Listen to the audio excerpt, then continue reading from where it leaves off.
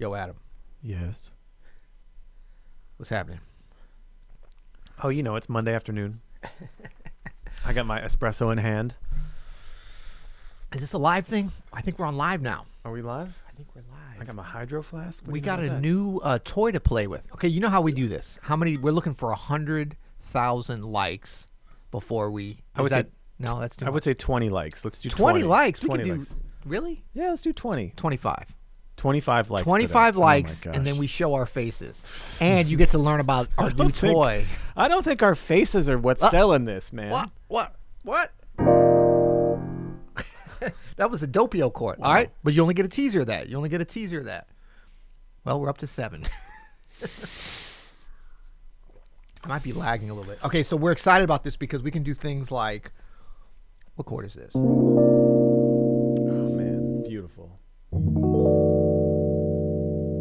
And then I always want to know, like, what would it call something like, oh, well, that's kind of, but will it also get the, yes, it did. What? That's funny, man. 15 likes. How's everybody 16. doing? We're getting there. We're getting there. Man. 17. Hey, we've been reduced now to counting likes, man. We are so insecure. Guys, let us know how the sound is because we changed up a bunch of things. We did. You did. know? Everything sounds okay. We moved cameras around. We did. Did I just do that? No, that was you. Oh, sorry. Boom. Yeah, that's all right. me. That's all right. Boom. Hide it. So you can see Adam and I are hiding behind our faces here without mouths. I gotta cue the intro, right? 17, 18. We're almost there. Let us know in the comments. Which let me open up the comments here. How the sound is. Oh, what's up, Colleen? Thank you for the checking out the pianos for people. That was a fun event. Tortog knows someone got Cordy. What is Cordy? What is this Cordy? What? Cordy? This Cordy you speak Tortog of. knows what's up. Yeah. It sounds good. Okay, good because we're a little bit,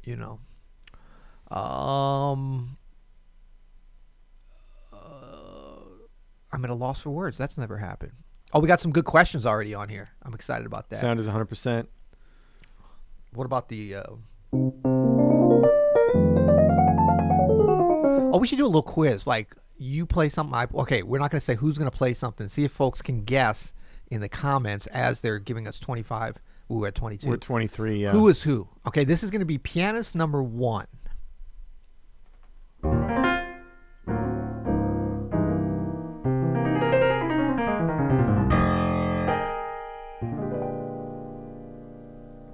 Okay, that's pianist number 1. Here's pianist number 2.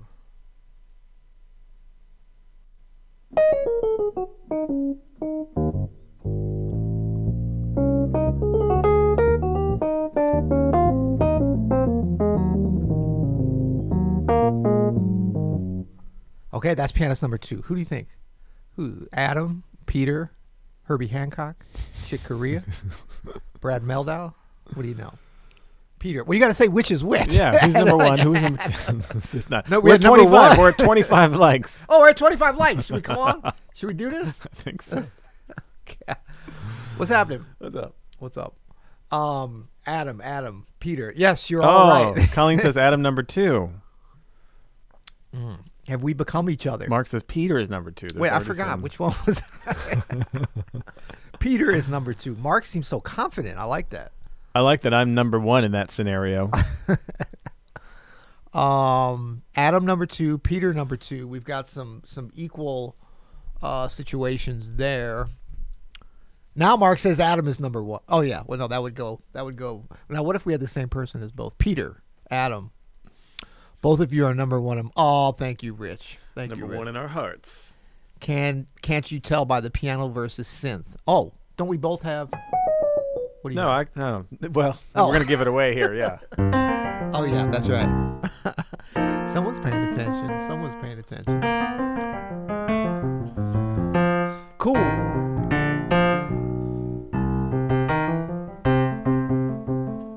Nice. Okay, so we are going to welcome everybody here. This is, you'll hear it live Mondays. This is how we do it, right? It is how we do it. We by the way, I just want to say this is one of my favorite parts of the week. Really, it's when we press going live here. I know that I'm going to be in the warm glow of the pod suite. I know I'm going to have a warm espresso. That's right. We have our brand new little gadget here on Are screen. you talking which about this? Are you talking about that? Yeah, I'm talking about that. Yeah, somebody identified this correctly as Cordy, which was really funny because Adam and I were just here. Check that out. So we haven't decided where to put this on the screen. Maybe that's good because I can kind of peek. I got to get taller. Adam, does this work for you there too? Yeah, kind of situation. But no, the idea was like, it was very funny. We were sitting here for the last few minutes trying to remember what this app was, but we just procured it. We're excited about it. And so far, it's pretty accurate. I mean, like, yeah.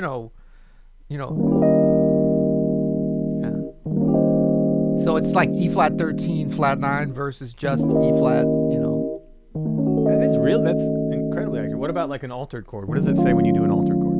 And not like that. This calls this E flat, like I would say half diminished 9, but this is E flat minor 9 flat 5. That's cool. What if you did a big thick? What about this? Altered. E flat NC. That's a double diminish. Yeah, that's an NC. Does NC mean no chord? Clearly, there's a chord. It though. does, yeah. So this is an E flat diminished major 7, which I would agree with. But if we add the 9, yeah, major 9. Look at this. This is really handy. Yeah, major 9 11, and then once you put that 13, I guess it just doesn't. I mean, it can only handle so much. What about this? C7 sharp that's 9 pretty. flat 5. Sharp 9 sharp 11. Wow, this is fun. And if I add something with it, what you play that chord? Play the same chord you just did. Oh, that turned it into an NC. That made it NC. Sorry, my bad. Cool. That's great. All right, we're just playing around. Somebody says lost feed. I hope not. Boom, boom, boom, boom, boom. What's up, Nan? Well, I was catching up on old pods while waiting in line to vote early today. Good. Nice. Excited that you're voting. Excited for everybody to vote. I voted already. Have you voted, Adam? Not yet. Oh, we haven't gotten into the check-in yet. We'll get into that. Oh, you seem so demure about that. I know. But welcome, everybody. You'll hear it live. Drop your questions in. We're going to get to those in a minute. Can I kick the intro? Kick it. All right.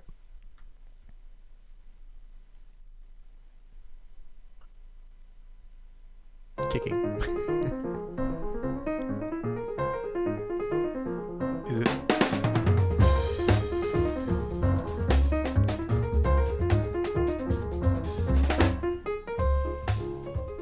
Riveting. I mean, that's as good as I can kick it. Well done. Was it? Let's see if I love how we you know what? Always be learning. You know what I'm saying? Oh yeah, I think we had sound and everything. Look at this. Come on, man. That's how we do it. That's how we do it. So yes, we are here, and should we get into some questions? Oh well, no, we got to do our segments. Oh yeah. So we do have to do our practice check-in. What have you been working on this week? Yeah, so interesting. I was working on, I think you got, well, no, you didn't get to hear a little bit of it, but I was working on a little bit of classical. I heard. I had a little bit of a little, not a pressure situation, but a little down to the wire. I was given an assignment to do an accompaniment on a Bartok Romanian folk dances. Bela Bartok, great Hungarian composer, but these are Romanian. Anyway, violin, well, he did several different arrangements of them, and I remember years ago, I think, doing the piano arrangements because it seems so familiar, but my son needed to do kind of an audition recording and asked me to accompany him on piano while he's playing violin, and I was like, sure, that'll be so good. And we actually just recorded it today, so the last few days I've been practicing that, trying to get that up. It's always interesting to go back and reading stuff where it's like, is it like riding a bike or not? It kind of is. It was sort of coming back. So by the time we went into record, it was starting to come back.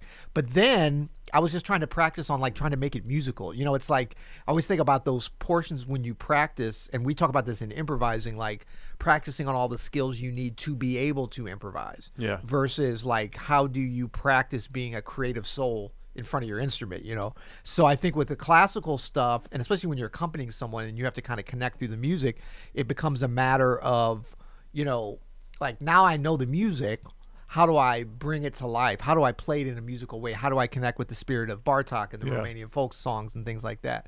But I didn't have the music memorized. I'm still reading it. I mean, I barely can get through it. And it's really funny because I'm putting all these, like, Daniel, my son, was laughing because I put these chord symbols not everywhere, but like places where I'm not sure. You got to do what you got to do. Yeah, it'd be like B minor, and he's like, "Why'd you put?" I was like, "Just so that I don't have to think about the accidental, just to confirm it." I've already trained what B minor is to me, so I don't need to see Bela Bartok's B minor here. I'm just gonna trust that the top note is the same. I do that too. Yeah. I mean, it just kind of confirms, and then you see it, and So yeah, I did. So last few days, quite a bit of classical stuff, and then I did a couple extra solo piano stream things. So I was very much solo piano kind of thinking, and so that was it. What about you? Practice. I've been working a lot on what we've been working on in the daily guided practice session, which is so we were doing So What last week. You ever heard of it? What? So there's this Keyser technique from his course Keys to Jazz Piano here, which is the first time I saw this technique, where you go through essentially the John Williams. Like you move through major thirds, superimposing these. This is how to take it out over one chord. So in tunes like So What, where you just have one chord for a long time.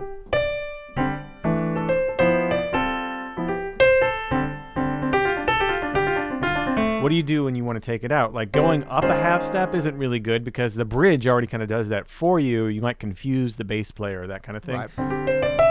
Well, Keyser has this great way of going through major thirds, which is, again, that John Williams sound,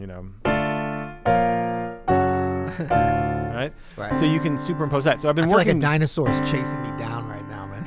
Totally. I've been working. You caught that, yeah.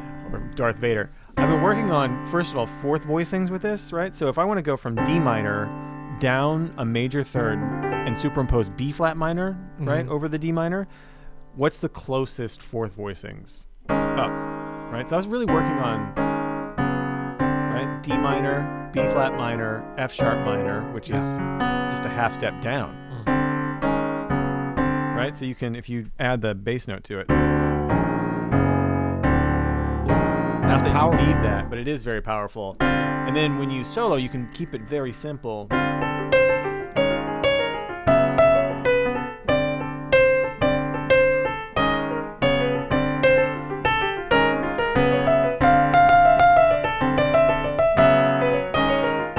Just do one if you want.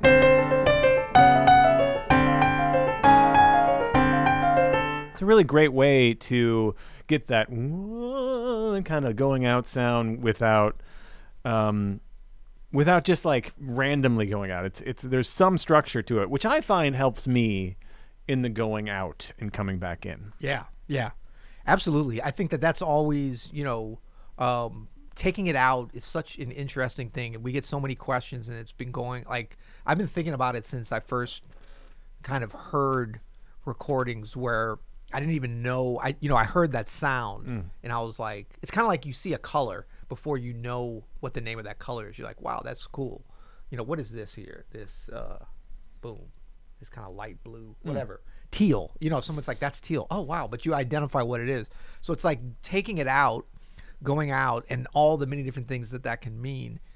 We have like a lifetime to explore ways that we hear somebody else do it, ways we hear it on a recording, ways that we might want to explore. And so it never should be, it's definitely an area for like growth mentality, because it's such a broad concept, which is what makes it great, but it's never like, oh, I've mastered playing out. I know the 17 secret scroll ways to take it out. No, you might create the ultimate way that's just for you. Like a lot of times we think everything's been played because people like me and you say everything's been played, and it has. Yeah. So this is a little confusing. Yeah. But not all concepts have been sort of, actualized by you in your own unique way as part of your story. That's never been done before. And you can pick whatever you want out of that too. You don't have to like take everybody's everything, right? You take the parts that you are drawn to, that speak to you, and then you can kind of turn them into your own thing. Yeah, absolutely. And so taking it out is one of those broad areas that we can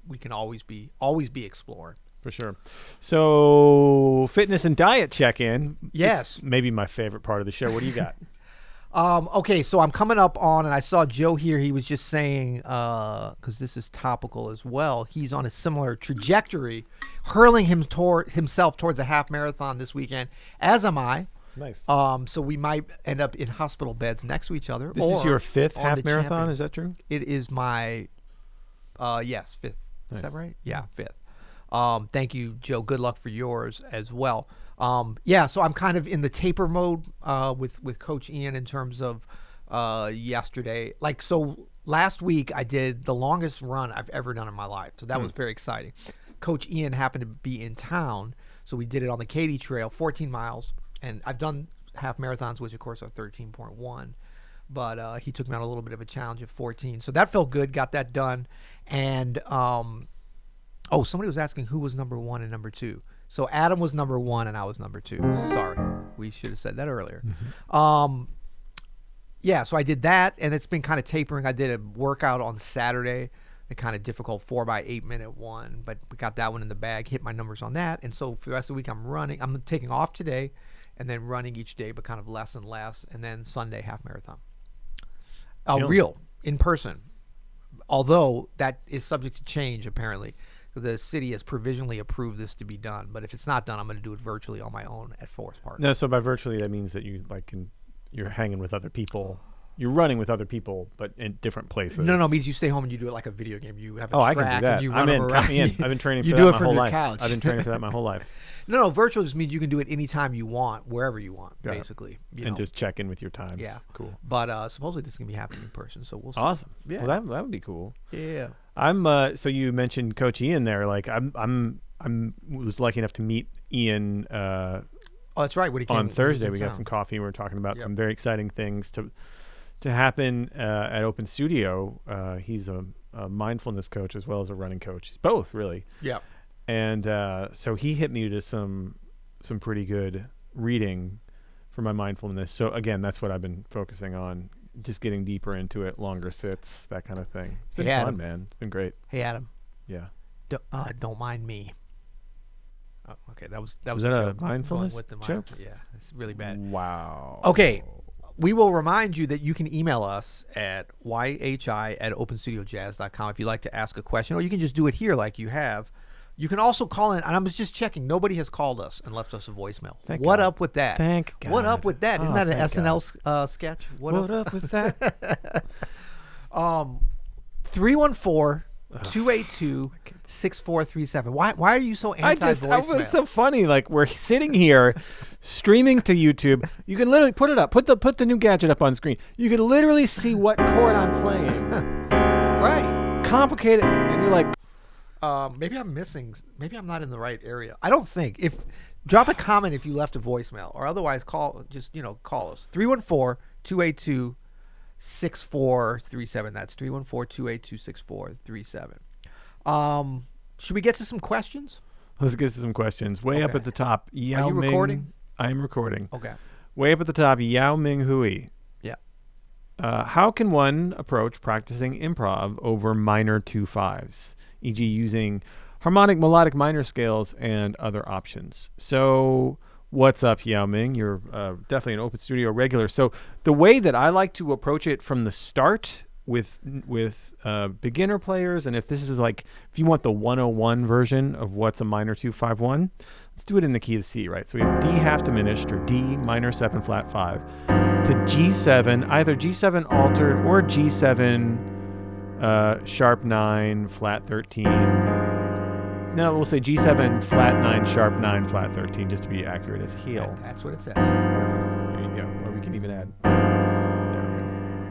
Right, to C minor 6/9. Right. That's our minor 2/5-1. Right. So it's in the key of C minor 2/5-1. So what do we play over that? So I like to think about this D minor 7. D minor 7 flat 5. This D half diminished. The kind of starting point for this, I think, after years of teaching this, might be F minor over D. And I might start thinking about this as like an F Dorian sound or a D Locrian sound.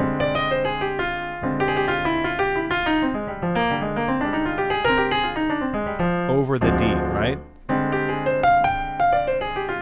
Now there's going to be prettier notes than others, but I think this is a good starting point. Because if you think about it, it's like a 2 going to the relative major of C minor, right?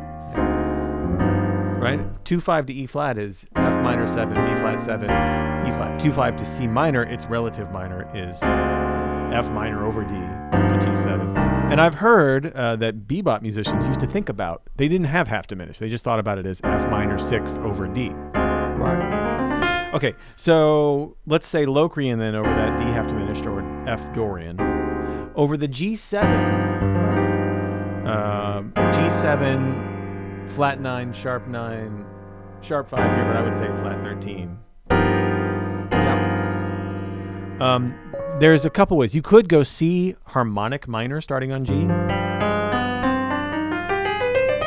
which sounds great. I actually like one additional note to make this an octatonic scale. Add that sharp 9 in there.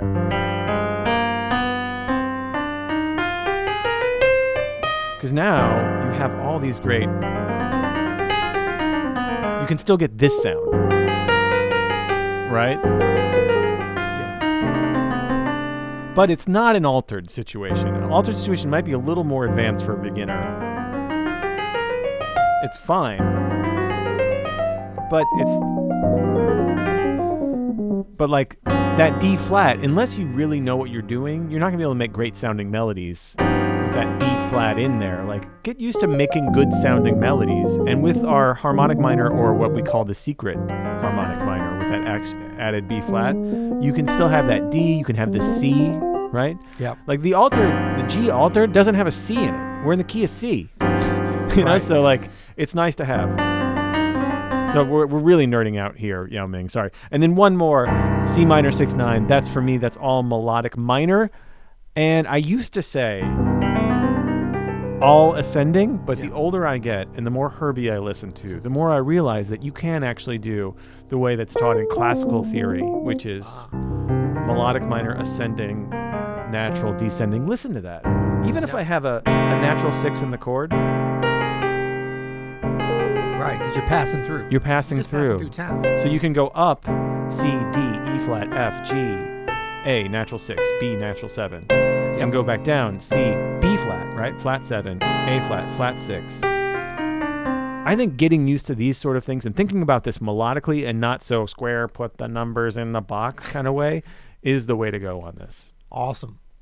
Well, you know what? I have nothing to add because that was an exhaustive and encyclopedic. Sorry, I've been thinking about this a while. It was awesome, man. That's so good. We're going to get some more questions. So we've got Jared who says, what's up, Jared? Jared McQueen. Any relation to Steve? Steve McQueen, perhaps. What are some tips for getting more fluent in your weakest keys? Okay. So you're not going to want to hear this, perhaps some of you, but the only way to do this is like, how do you become a more patient person? You have to be patient. Yeah. You know what I mean? Yeah. You have to practice your weak keys. You need to be thinking about this almost like your hands. You have a dominant hand. What do they call a dominant hand? A non-dominant hand? Yeah. You know, right and your left, whatever. But as pianists, or perhaps if you're a MLB pitcher, do they still have switch? What do they call them? Switch? No. Well, they have switch hitters. Do they have switch pitchers? There is one or two major league pitchers that can pitch with either hand. Okay. Which is crazy. But when they go with the one, are they like, eh? No, they're not. They're like equally good. So that's the way we want to be with the keys. It's the same kind of mentality. So I don't think that people that are switch hitters or that can pitch with two hands, they still have a dominant hand that they're born with, I would assume. Is that correct? We don't know. Some people do. So, there's actually a term for this because I am a little bit this. I don't know if you knew this about me. No. But I play golf right-handed. I play tennis left-handed. Do you play any sports? I do play sports. No, I write left-handed, but I throw a baseball with my right hand. I do things with both sides. You're ambidextrous. It's not ambidextrous because I can't do everything with both. Okay. But I do some things right, some things left. What do you eat with? Left. Wow. Yeah. But I throw with my right. That's bad manners, my friend. I know. Yeah. If this was the 18th century, they'd break my left hand. So, okay. Well, regardless, the idea is that we want to get as close to that with the keys. And so it's very much a function of like what you're practicing. So you need to get methodical about your weakest keys. You need to first make a list of those, even if that's a mental list, if that's some post-it notes, whatever. And you got to be concentrating on those weak keys. And you have to say, this week, no pun intended, I'm going to practice. That's a good pun. That was pretty good. I'm you're going to practice perhaps exclusively, if not exclusively, let's go 80-90%. Can we do that? Yeah. So you're spending much more time. You're trying to make up. It's like if you're in the gym all the time and you're only working your one bicep, you're going to look weird. You're going to look like a weird dude because you're going to be muscular and weak looking. So we have to. Nadal, he's got that left arm. Does he really? Because Yeah. he's a lefty. Lefty, right? yeah, it's just huge, and his other arm's just a little baby. I bet if Raphael walked in here, you wouldn't say that to him. Yeah, he would kick my ass. But so it's really just a matter of like, practicing on these weak keys. And so you're going to want to start with stuff that you know really well. You're going to want to start with your blues. You're going to start with tunes that you know so well. You don't have to think about the form. You certainly don't have to read them. And then you're going to have to force yourself into those uncomfortable keys. And I think it's really important to go to the most uncomfortable ones. So if you're playing a tune, like let's name a tune. Adam, give me a tune. Stella by Starlight. Stella by Starlight. Okay, so B flat typically, right? Yep.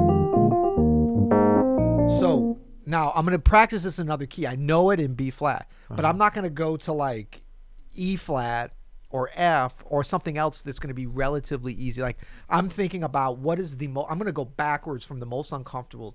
And then there's only 12 keys and I already know one at least. Yeah. So I'm going to go to the most comfortable and work my way back from that.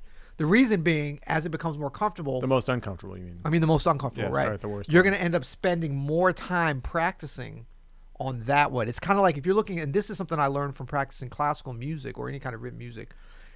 Everybody wants to learn from the beginning to the end. Yeah. But if you do that, every time you come to practice, you're going to start at the beginning and play through and like, okay, you've learned the first page. So then the next day you're working on the second page. But what do? You go play the first page and then you get to the second page, then you work on that.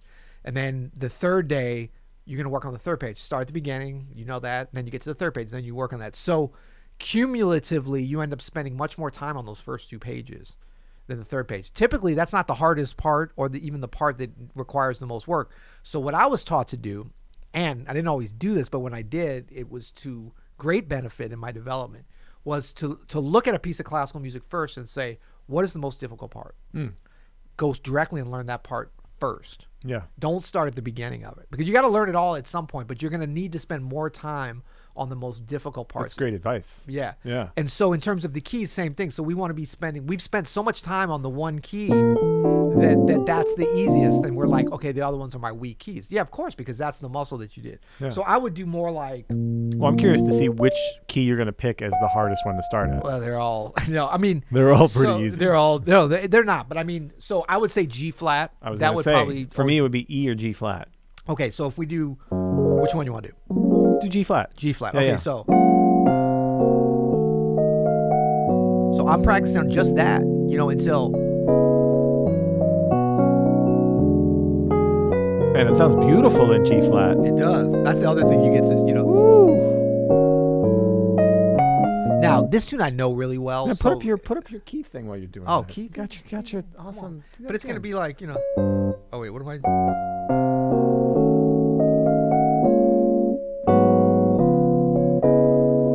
It's getting it. Now, does this thing do it right if I don't play a root? No. No, it needs the root.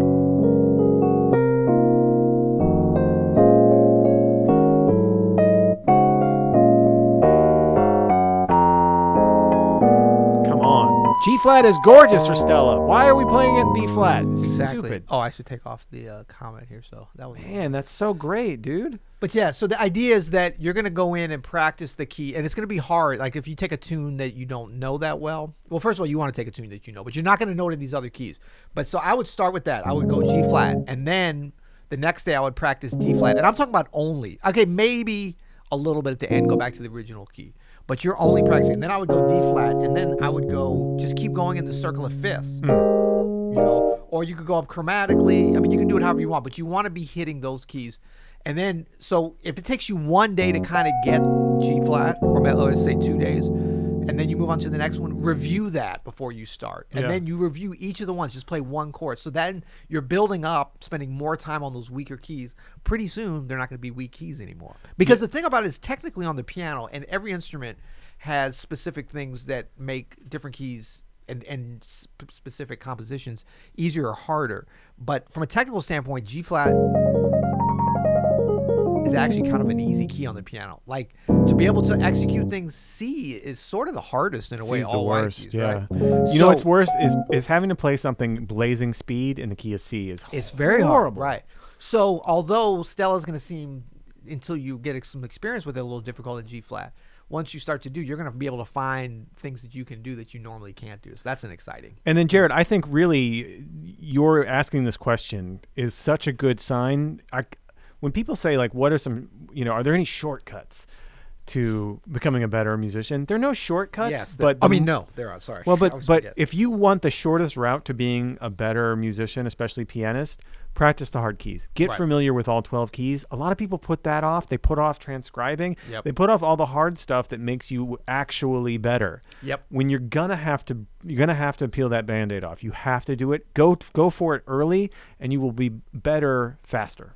Yeah, and I would just add that, there's no shortcuts, but there are. This is like more of an efficiency thing. So like you're going to take the amount of time that you would spend learning. This is sort of the quickest way to get to the point of like not really having weak keys, at least over particular tunes, and then it starts to snowball at a certain point. This is the most efficient and quickest way to get there. You never want to rush these things because the process, you don't want to over optimize your practice, because the struggle is where the joy and the development and the real movement in your creativity occurs. So it's like we would never want to like for instance, what would be the most efficient way to practice if you're somebody who's very rich? Pay somebody else to practice for you, right? Sure. Yeah, but that's not going to like you're getting the practice done, but so in other words, we want to find that sweet spot where we're efficiently practicing. And that's basically just not spending too much time doing stuff that you know already. Yeah. Asher says, just down there, what's your approach to playing 65 to 68 Wayne Shorter tunes as compared to American Songbook standards? Peter, you do a great version of Infinize, and I'm wondering what your thoughts are. When people say Wayne tunes, I think what they're really talking about is non-functional harmony, right? These series of usually like major 9, minor 11, some major minor 7 stuff, right? That doesn't seem on the surface to have any relation to each other, but as a whole really paints this beautiful abstract picture. So like when you play a tune like Infinize, what's your approach? Well, I think that kind of composition, and I would say anything in terms of what Asher, 65 to 68 Wayne Shorter, like whatever we call sort of modern, like is 1965 modern? I don't know. But, modern jazz standards, I would almost call them, like modern jazz compositions. It's only 55 years ago. It's only, exactly. I think as compared to American Songbook standards, I think an attention to detail in how they're written is very important. This is not to say that like really learning standards correctly and the original melody and the lyrics and stuff, that's not to say that that's not important. It's just I don't think we can bring that same mentality when we bring it to a Wayne Shorter composition, because he crafted that song to be played in most likely a very similar instrumentation and ensemble sound that we're going to play it, even if we're playing it solo piano or something. So it's not to say that we can't take liberties with it, but there's so much more there typically than like say Mac the Knife or something, where you've got, I think, a little bit more ability to be able to kind of arrange it and to kind of make it your own. Infinize, we can also make our own, but we would be remiss, I think, to skip over the specific parts of the composition that go beyond just your lead sheet. Right. And I could be wrong on this. I don't know. I'm not like, like Bill Charlap is an expert on playing the Great American Songbook on a jazz piano, solo piano, or trio, or with a vocalist at just such a high level. Yeah. So I'm not saying that I have that level of understanding, but with Wayne Shorter's compositions, like I think that there's very specific things. For instance, on that tune that you're talking about.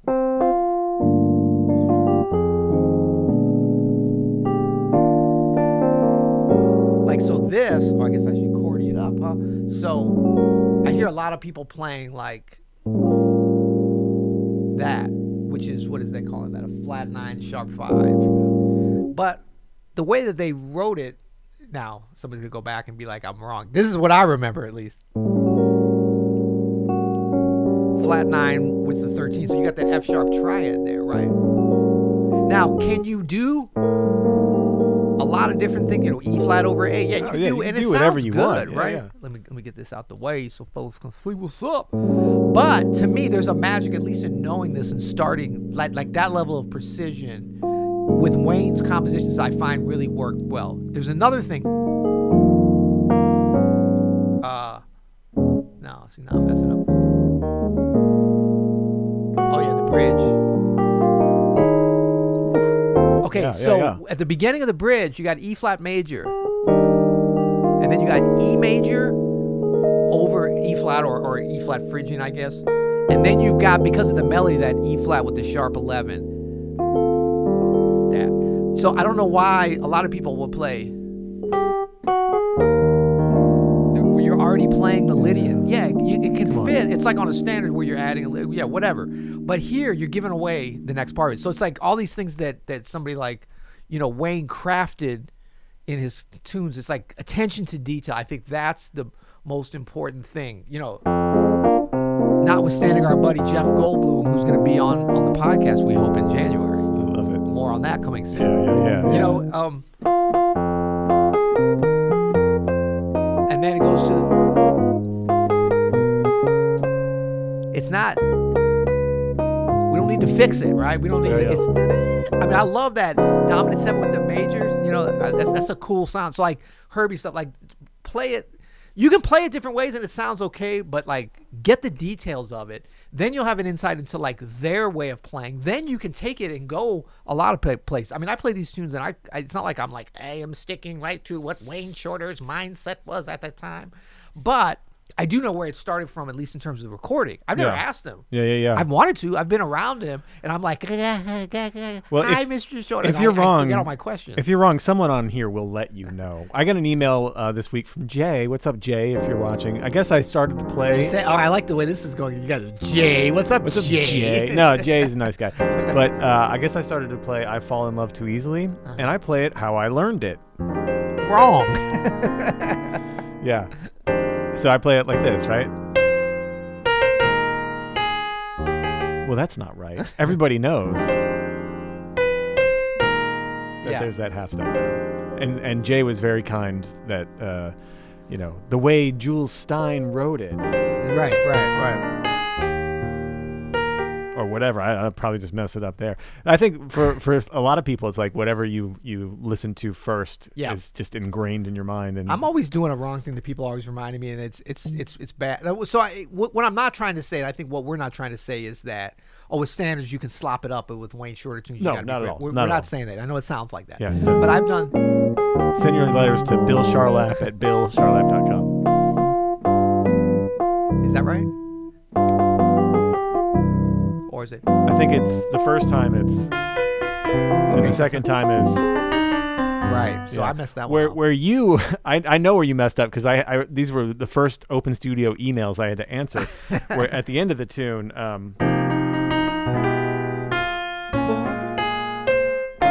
like you went up. Yeah, I like that better. I think this, but it's really. Well, I don't care. I like my version. It's like. That's right. Yeah, correct. Whatever. That's correct. Okay. Woo! The standards police. Jazz Oh my police. gosh. There's piano bars in New York City where they just talk about this endlessly. Yep. Thank God someone is. Okay, going down. Oh, there was one good one here from Rich. Any tips for speed reading new material? I sometimes still mentally transcribe bass staff notes to their treble staff equivalent. Interesting. Yeah. So, Rich, speed reading or sight reading is just like anything else. It's a muscle that needs to be exercised. If you want to get better at it, include it in your regular practice routine. One easy thing that you can practice doing with it that will really help you, I think, grow if you don't do this, is practice reading ahead of what you're playing. By at least, start just simply by a few beats. But there's actually some scientific analysis about where, really amazing sight readers, where they're looking. They're all looking 2 to 4 bars ahead of what they're playing. They're all processing information that's about to happen seconds before it happens. So practice doing that. Practice looking ahead. When I started doing that, it really changed how good of a sight reader I was. I thought you were going to say they were looking for love in all the wrong places, but they're looking on the wrong part of forget. Yeah, if you're looking at just what you're playing, you're going to be you're going to be too late. Yeah, and I think this is another example of what we were talking about before in terms of when if you're shifting things over to treble instead of the bass, that is not like a dominant hand, non-dominant hand thing, or like, oh, I can see things better. That's just amount of time. So you're probably looking at a lot of lead sheets in treble clef. So what you need to do is spend a couple of weeks just sight reading bass stuff. Yeah, get like a bass method book, or you could probably download a PDF for free or on Scribd or whatever it is. Yeah. Just anything. Or it could be like a bass vocal choral part, that's anything in the bass clef. Anything. It'll happen a lot faster than you think if you just spend, like you said, a couple weeks. Like when, my band, the 442s, when the 442s, when Michael Casimir joined our violist, we didn't have viola, and every time I had to write for string quartet, each new time or orchestra, I had to be like, okay, this damn alto clef. Okay, where is it? But now I can read it just as solidly as any other clef. Yeah. And it only took literally just a few weeks. And the great thing about the alto clef, it's kind of like for a lot of alto clef is dope. It's kind of like, and especially for vocal stuff, like a lot of female vocalists that have a big range. Like unless you're like a super high tenor or super low bass, I love the alto. I know. Clef. And for a lot of the stuff, that we like to write for piano or play or whatever, it falls so much better. Basically, if you're in here, alto clef, which is this is where it's at, right? Yep. If you're in here, alto clef. Come on, Cordy, don't you have alto clef? Alto clef is where it's at because you don't have to change clefs as you go between, especially melodically. Right. Yeah, it's awesome. Exactly. Yeah. So it's just a matter of spend time. But as we spend time, I would recommend that, like what we were talking about earlier, practicing in the different keys. Get away from the thing that you already know. So it's not just enough to let me practice some, because you want to build up that as a specific muscle. So you need to abandon treble clef for a little while, at least mostly. Cool. We got 44 likes. People like it. If you're enjoying this and getting some value out of it, how about like and sharing? Yeah. You know what I'm saying? Hit the smash. Hit the smash button. Smash the like button. Like the smash button. Smash the like button. Hey, give us a subscribe too if you're not a subscriber. That's right. We're about to, actually, that would be good, because it is imminent. We have been told by our YouTube guru, our in-house YouTube guru, that we are very close to hitting 50,000 subscribers. Well, we're recording a bit of a 50,000 subscriber special today later. Oh, are we that close? In anticipation. Yeah, we're very close. Are we going to jinx it by doing that? Well, now I might have jinxed. I'm sorry if I did. Okay, so I'm just looking down at the questions. How we go? How about from Danny? Can we do this one, which is, can you talk about the way you might approach how Mulgrew or Cedar play all those great, really low moving inner voices on the piano intros? Super thick, awesome stuff here. So this is an area that Adam Maness is known to be an expert, so I'm going to throw it over to him. I actually don't exactly know what Danny's talking about. Well, I think would it's have like, to listen. This kind of like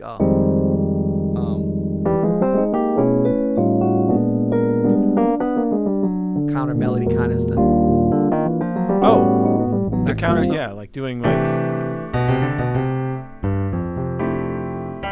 I was just practicing this. More, yeah. Maybe even more in the bass. Okay, I was thinking inner voice. Well, you can grab it with either hand. Yeah. So, man, one thing I love to practice, Danny, with these inner voice things, and this works for anything, and this is another Keyser idea, I think. I steal so much from Jeffrey Keyser. Thank you, Jeffrey Keyser. We love you, Jeffrey. I love you, Jeffrey. Well, he's just so smart. Is pick your interval, right? Pick your note. So let's say it's the 7th, right? So again, if we go to all the things.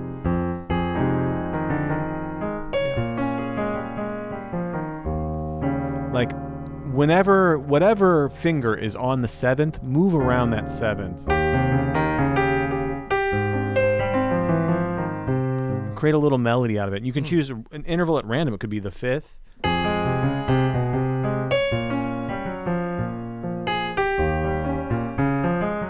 Just start there and see what happens, but practice in your left hand, in your right hand.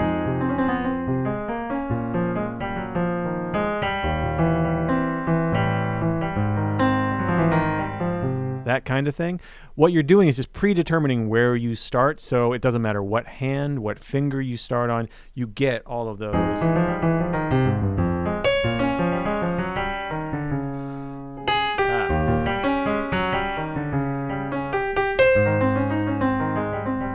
going to switch between hands doing it, it's going to be a great way, especially rubato. It's so easy to just do it slow. Yeah. And you can work up some cool sounding stuff. I hope that's what he's talking about. I think so. No, that's great. And just a different kind of mentality and sound approach to melodic stuff in the different ranges on the instrument. Certainly bass, tenor is important. And I just need to mention here, big shout out to Joe. I'm sorry, I read this wrong earlier. He did his virtual half marathon on Friday. So we're jumping back to our health and wellness segment. So congrats, Joe. I was thinking you were doing it this weekend with me for moral support, but apparently you are done. So I feel invigorated and emboldened by Joe's success down in, of course, he probably had like perfect 60-degree weather or something in Houston. But it's all good. We'll see what happens here. All right. Let's see. Next question. Tour talk kind of up top. Tour talk kind of up top. Maybe up top in your richest question said, coming from the guitar world, arpeggios are talked about all the time for practice and etc. But in piano world, I don't hear people talk about arpeggios much. Why? Well, I don't know. We talk about arpeggios. I actually think arpeggios... They're hard. That's why we don't talk about them. Damn hard. What is that? That Chopin? But actually practicing arpeggios is again, you want a shortcut if you want a shortcut for keyboard awareness, for where you are, for being able to cover listen to this guy, cover large swaths of the instrument, it's the easiest way to do it. I actually start sometimes a practice session like octaves, like really, and then fifth. No, that wasn't fifth. And then fourths, and then thirds. Yep. And then minor thirds. And then scales. Like you can start wide and then come in and in, I think. Yeah, and we do talk sometimes about, maybe it's been a while, but I think the concept of, especially for specific applications for jazz improvisation at the piano, the concept of the jazz arpeggio, that I like to say we came up with that. I'm pretty sure we didn't, but why not? So it's almost like a... yeah, that's your joints, man. That's your joints. I love that. Well, because it's like something that actually occurs a lot. Right? That's in its most basic form, but you've always got the same kinds of C7 flat 9, boom, boom. I think it's interesting because so much... Let me get rid of that there. So we got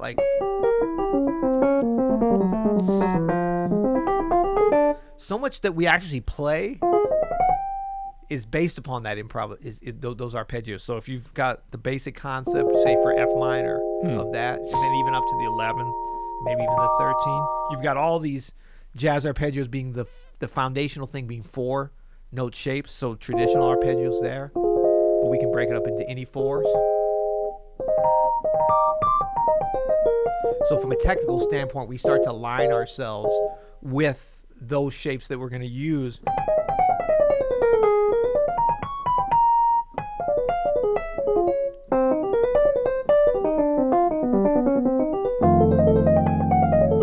That we're going to actually use once we get into those improvising situations. Bam. Nice.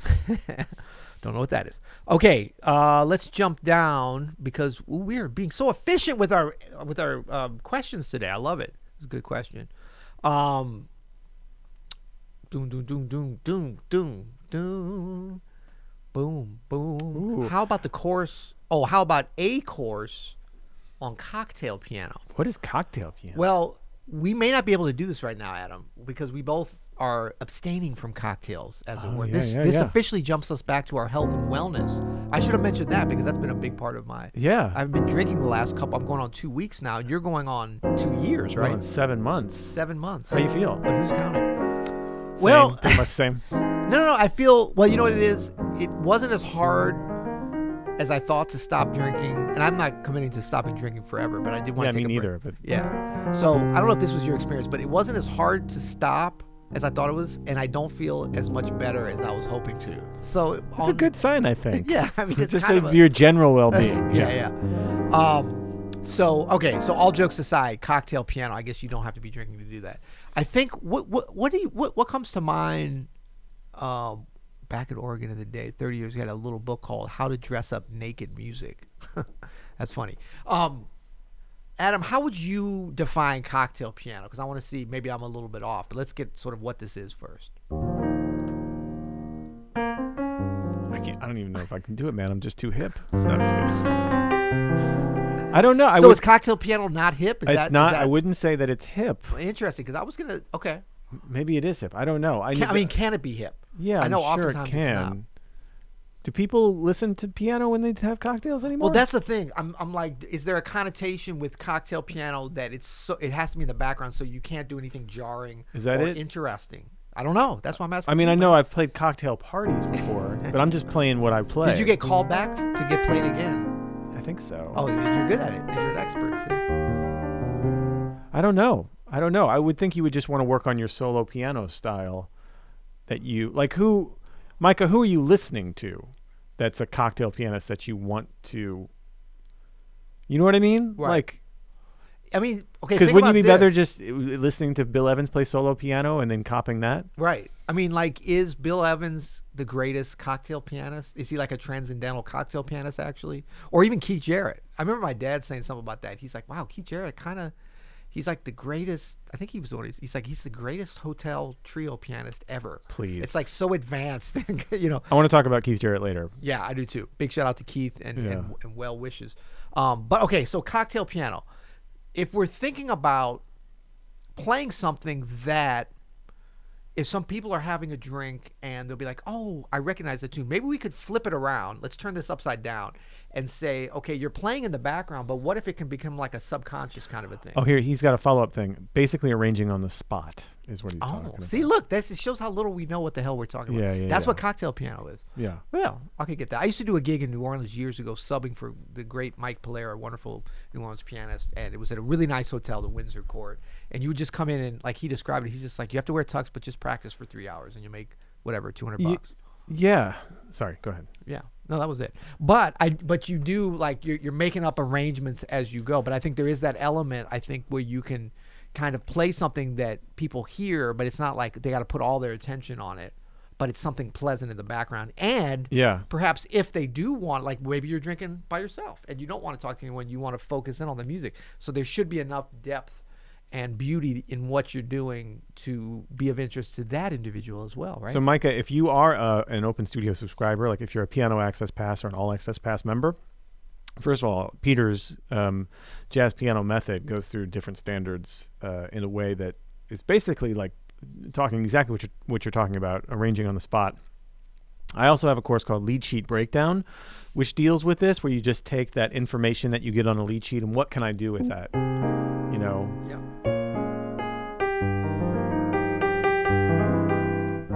Using different inversions and different 3-zone concepts that could be applied as like a spontaneous arrangement. For sure. Yeah, you can either do it ahead of time or you can get good at it so that you can do it on the spot. Yeah, and I always think about too, it's like we always think about, oh, well, we have certain ways to do things, and so then it's not spontaneous. Well, you might have a way of doing something on one tune, but then you can apply that concept or even part of that concept to another tune, and then it becomes new. You know, there's nothing that's saying that you have to come up with a totally brand new concept every time you play every single tune. We can recycle ideas in new and interesting ways. The idea is that it sounds fresh and interesting. So when we joke that Keith Jarrett is the greatest cocktail pianist ever, the greatest hotel pianist, it's because it's like he's doing things that when you look at him, you're like, wow, okay, I could have done that. But he's just doing it so much better, and he's making it sound like it's the first time he's ever done it. And he's making it sound so fresh and inventive that it pulls your ear into a way. So maybe that should be kind of the gold standard of what a cocktail piano trio is.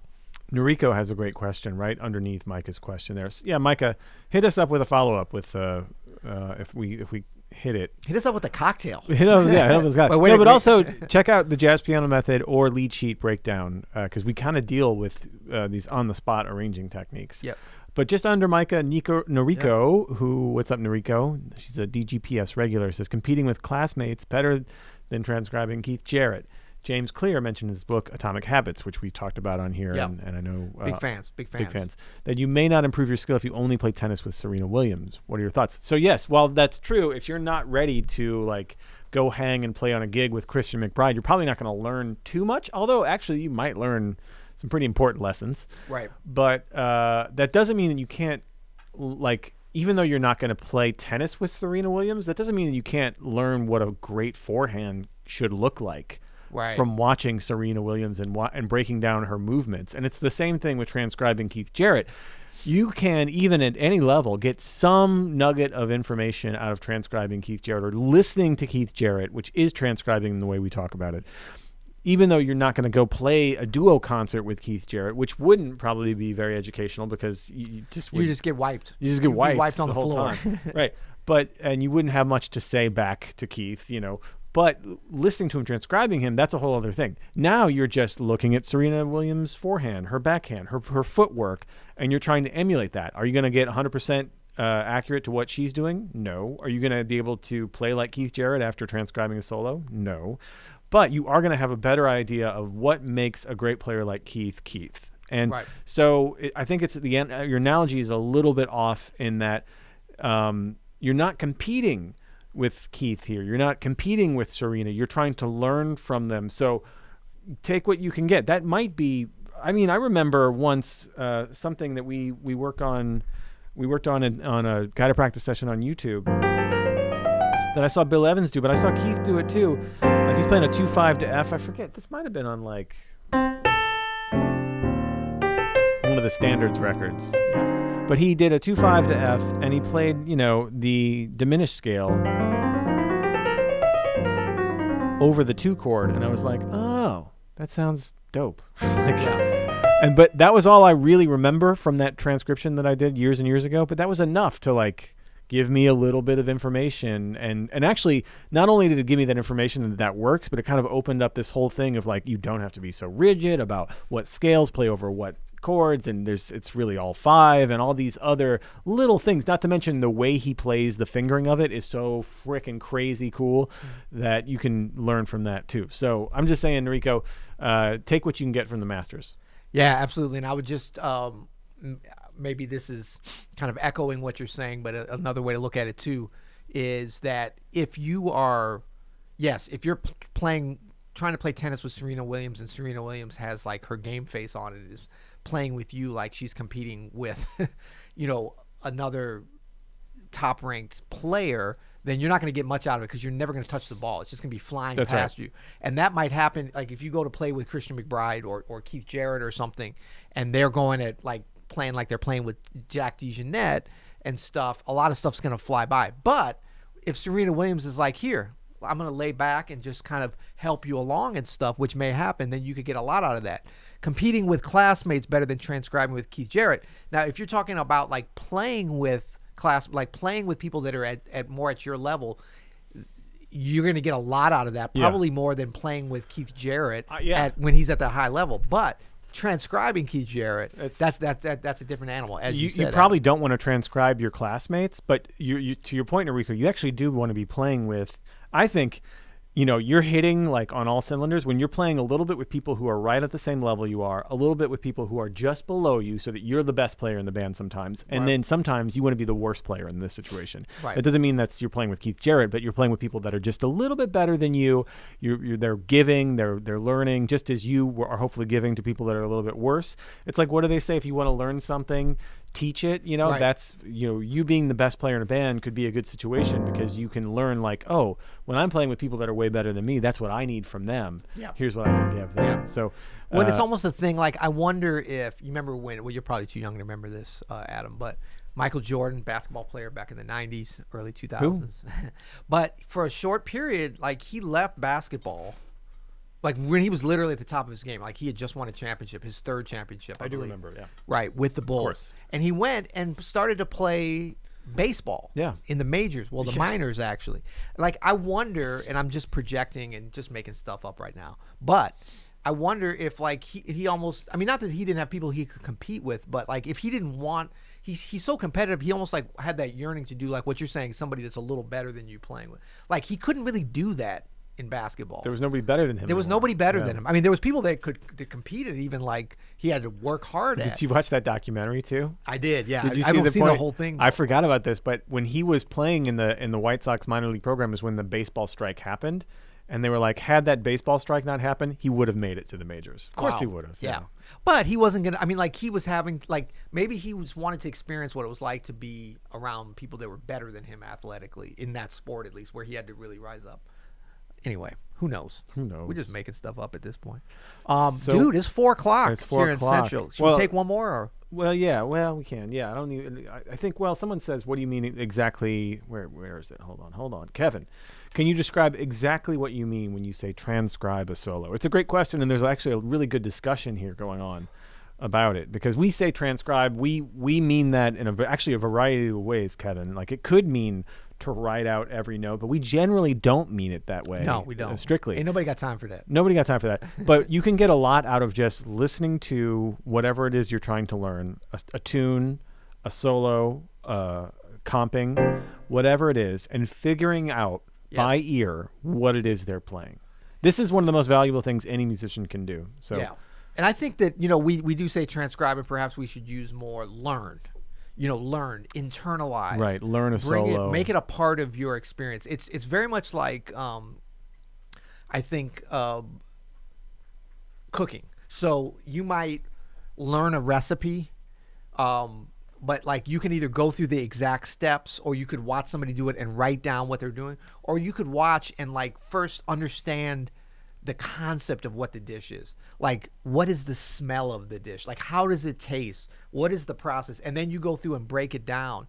But if you only look at it from the standpoint of, I'm going to read the recipe and I'm just going to execute exactly on the recipe, that's the equivalent of not even transcribing a solo. That's like taking a written transcription that somebody else has done, never listening to the solo, and just doing it by writing, or maybe listen to it a little bit, but mostly doing it by writing. That's like the equivalent of trying a recipe, but never tasting it when the person who created it you gotta taste it. made the thing. Yeah. Right. And so obviously next level, is create your own recipe as you go and improvise and all that kind of stuff. We can compare to this, but learning, being able to sing a solo. I still think being able to sing a solo that you learn, never seeing it, never having any kind of physical, visual connection with that solo, only how it sounds, how it sings, not even at your instrument, just unless you're a vocalist. Being able to sing it is the most valuable thing that you can do to learn styles and inflections and vibe and concepts and the architecture and all the structural elements that you could possibly, known and unknown, bring to your playing and apply them in an interesting way. Besides just, I read this lick and this is how I play it. Yeah, I think you don't, again, you don't necessarily have to write it down. In some situations, if it's your first real full transcription of a solo and you know it by heart, you can sing it, you can play it, you are starting to understand some of the valuable information, I think there can be value in writing it out. First of all, because it might help with some writing chops, with just understanding how to notate things and how that works. But then you can do a little bit of theoretical analysis. Wait, why are they playing this over a C minor 7 when that's obviously a 13 chord, or what is that? Writing it out can help with sort of reflecting on it a little bit. Noriko commented here, put this up on screen. This is so important, I think, because Noriko asked a question about Keith Jarrett and transcribing. She said, thanks, guys. Most important thing for me is to maintain enthusiasm, I think. And I think that, Noriko, is spot on. You hit the nail on the head. Remember, there's also a lot of talk here about marathons, Peter. So, remember, this is a marathon. This is not a sprint. That's right. And it's not even a marathon, because there really is no finish line. This is just our daily work, our daily existence, our daily experience. We want to play music. We want to keep memories of good music going. And we want to stay inspired and have fun. Listen, nobody plays music because it's like, I want to be a serious person. Well, some people do, but I don't want to hear their music. You'll apply the robot voice to any situation. Don't even get me started on the robot. When you get home, you're like, hello, honey, I am home now. My name is Adam.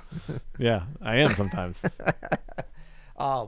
That's absolutely right. And Noriko, thanks for just expressing what you're feeling, because this is something that we all, this is what it's about. Yeah. I mean, we're talking about the nuts and the bolts and all this, but sharp 13 and all that, forget all that. I mean, think about that at times, but this idea of like, how do we maintain enthusiasm? The good news is that this is such a cool thing that we're nerding out on, that joins all of us, that connects us, this jazz music, that just great music, I mean, how lucky are we to be part of something that has a tradition, and but more than that, it's like a living, breathing language, right? So like we can come in here and talk the same language, we can play things or whatever. That's like, as long as we keep tapping into that, yes, things are going to be difficult. Yeah. Things, gigs will come and go, and it'll be like, man, I can't quite get this. But that enthusiasm, as long as we stay connected through the music and through what that vibe is, that'll be like rejuvenating. So we'll walk away for something frustrated, but we always come back because we're like, dang, Christian McBride, Sean, like I'm thinking about Adam Maness. It's like this is what we're connected. For sure. Me and Adam hate each other actually, but we love music, so Yeah. we've become friends through the bridge of music. That's right? And you know what? One more thing I just want to Wait, add. I was kidding, man. Then you're like, that's right. That's super awkward, man. Love you, man. Love you. One thing I want to add to this discussion about, like, I see here like some great comments here on the chat about the daily grind and life expressed through art form that is music, and just taking it day by day. One other thing that I think is some wisdom that maybe it takes to experience this, but a lot of people on here I know are not kids. There are some kids on here for sure, but one thing to remember with this, it is a lifelong pursuit, and there are going to be changes in how how enthusiastic you are. So don't beat yourself up if you're not super enthusiastic this week or this month or even this year. Like, it is a lifelong thing. It does change. So there's going to be some times, right, where we're just super gung-ho. We're super into it. We can't think about anything else. All we want to do is get better at jazz piano, right? Yeah. This is how gyms survive. Right. Because people are like, I just want to work out and be in the best shape as possible. And then, like, November comes and they're like, well, I do want to eat a lot. Right. And not move and watch football. And that's okay too. Like, that's the thing, is you got to find some acceptance for all of this. So even in the times where you don't feel like working, accept that you're still a musician, and that's part of it. And that's going to change, right? There were times where you couldn't stop practicing, and that changed. There are going to be times where you're going to feel like not motivated, and that's okay. Try to get to your instrument. And even if you don't, try to get to it tomorrow. That's really all we can do, is to accept where we are and accept that, our identity is not super wrapped up into music, but it is part of what we want in our daily experience. That's all. Absolutely. Great stuff. And I'll just leave it at what Kevin's saying. I love this. Listening to you guys while I'm taking your hard ass courses keeps my enthusiasm. So that's thanks much. Thank you, Kevin. Like, that kind of enthusiasm, I think that we all look for that from different.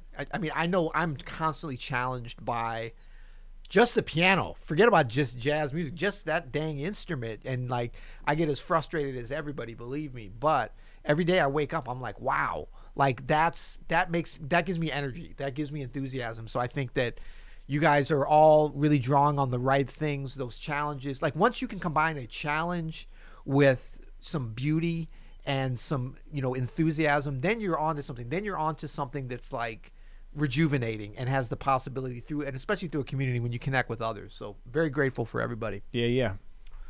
I think we did it, man. We made it through another one. How do we do this? We got so much stuff happening. We're like, should we do the outro kind of thing here? Whatever you want to do. Yeah, I think we should do that. So thank you guys for being here. Yeah, smash the like button if you get a chance. Put up that chordy one more time. I want to see this. Chordy. I forgot about chordy, man. I got so many dang buttons here. Chordy. Accordion. My great-grandmother was an amazing accordion player. Did I ever tell you that? I have been known to squeeze a box. Hey, is that legal in this county? Yeah, I guess it is. All right. Well, until next time. You'll hear it.